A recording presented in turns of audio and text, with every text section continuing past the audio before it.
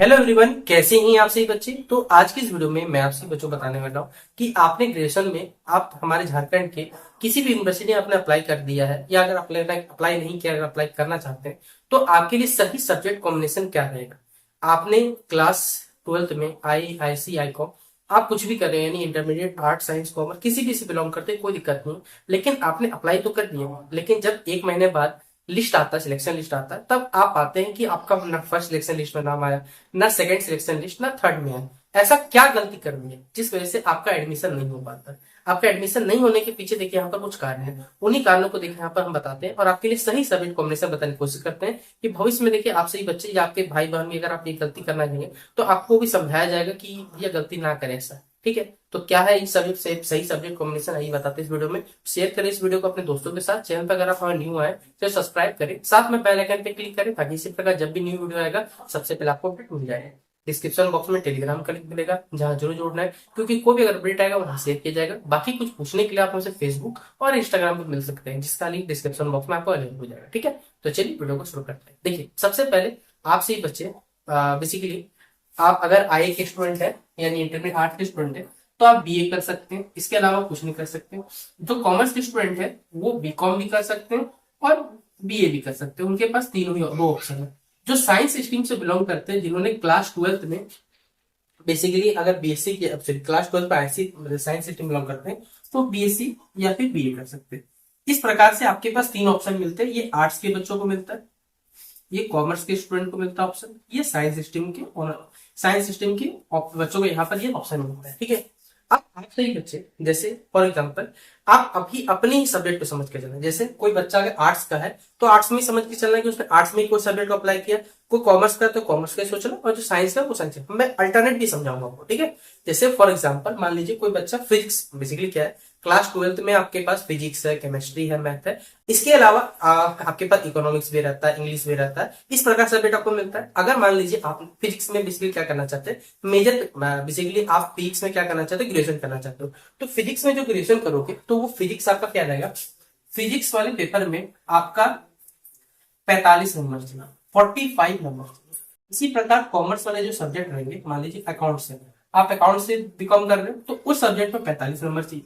मान लीजिए कोई बच्चा बीए का स्टूडेंट है, हिस्ट्री कॉमर्स करना चाहता है तो उसको 45 नंबर चाहिए, यानी मिनिमम 45 नंबर है आपका। जिस भी पेपर में अगर 45 नंबर है, याद रखिएगा, उस पेपर में आप एलिजिबल होगे अप्लाई करने के लिए। वरना आप सही बच्चे सबसे पहले एलिजिबल ही नहीं रहोगे, मतलब आप योग्य ही नहीं रहोगे कि आप उस पेपर में जो आपका ग्रेजुएशन है वो कर सकते हो। तो भैया बोले हम क्या करें, भैया और भी ऑप्शन है। क्या आपका सभी पेपर में 45 से भी एक पेपर हो सकता है। मान लीजिए कोई बच्चा फिजिक्स में नहीं है, भैया मैथ में आया 45 नंबर, मैथ से ऑनर्स कर ले, ऐसा जो तो नहीं कर सकता। तो सबसे पहले बच्चे यही गलती करते हैं कि उनका 45 नंबर नहीं रहता और वो अप्लाई कर देते हैं। हाँ बोले भैया अप्लाई तो चलिए कर दिए, नहीं आया तो क्या कीजिए, नहीं आया देखिए और भी बेटर ऑप्शन है, मैं आपको बता रहा हूँ।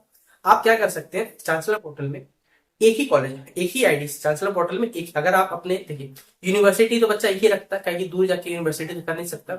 आप एक ही यूनिवर्सिटी के क्या कर सकते हो, 2 या 3 कॉलेज में अप्लाई कर सकते हो, मिनिमम 2 कॉलेज अप्लाई कर देना, ताकि अगर एक कॉलेज में ना है ना तो दूसरा कॉलेज नाम आ जाए। क्यों, देखिए जो बड़े बड़े कॉलेजेस है ना वहां पर क्या होता है, जो कट ऑफ जाता है वो बहुत हाई जाता है। प्लस देखिए रिजर्वेशन कोटा है तो उसमें भी लिस्ट में नाम आने का चांस कट जाता है। 3 लिस्ट आता है, 3 लिस्ट में तो नहीं आ सकता।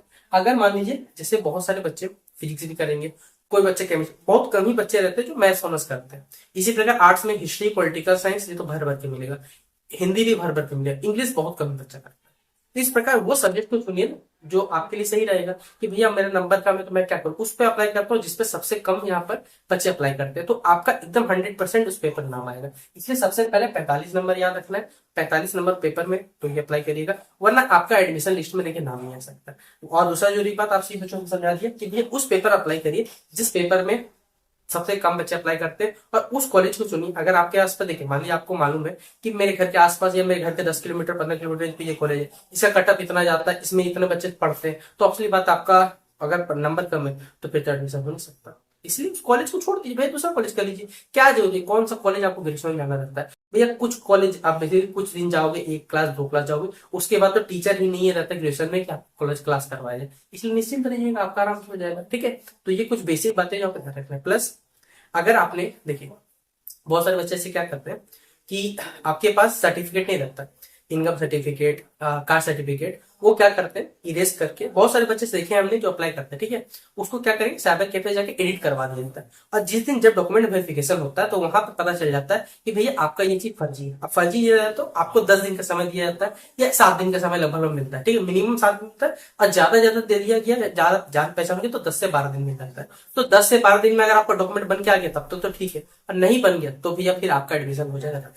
प्लस अगर आप किसी ब्रोकर के थ्रू, जैसे चांसलर पोर्टल के थ्रू अगर अप्लाई करते हो तो वो वैलिड जगह है जिसके थ्रू अप्लाई कर सकते हो। लेकिन आप किसी ब्रोकर के थ्रू अपना एडमिशन कराओगे तो भविष्य में जिस दिन आपका रजिस्ट्रेशन नंबर आपको नहीं मिलेगा ना, तो आप समझ जाना कि आपका एडमिशन खत्म हो चुका है, ठीक है। क्योंकि यूनिवर्सिटी वाला पूरे के पूरे रूल्स एंड रेगुलेशन चलता है, चांसलर पोर्टल वेबसाइट ऐसी नहीं बना हुआ। तो आप किसी ब्रोकर के भरोसे मत जाइए कि भैया ब्रोकर एडमिशन करा दे, वो आपको दिखाने के लिए डुप्लीकेट डॉक्यूमेंट दे देगा, आप सोचते रहना फिर आपका नहीं हो पाएगा। इसलिए कुछ बेसिक डिटेल्स है जो आपको याद रखना पड़ेगा, और सही सब्जेक्ट कॉम्बिनेशन याद रखना मैंने बता दिया कि भैया 45 नंबर चाहिए। और आप किसी भी अदर स्ट्रीम भी कर सकते हो, ये नहीं कि नहीं कर सकते हो, लेकिन हाँ अदर स्ट्रीम करने के लिए भी आपको क्या चाहिए, आपके परसेंटेज अच्छे चाहिए तो ही आपको मिल सकता है, अदरवाइज नहीं मिल सकता। तो ये कुछ बेसिक डिटेल्स जो समझा दिए, बाकी शेयर करें इस वीडियो को अपने दोस्तों के साथ। मिलते हैं नेक्स्ट वीडियो पे, तब तक के लिए जय हिंद जय भारत।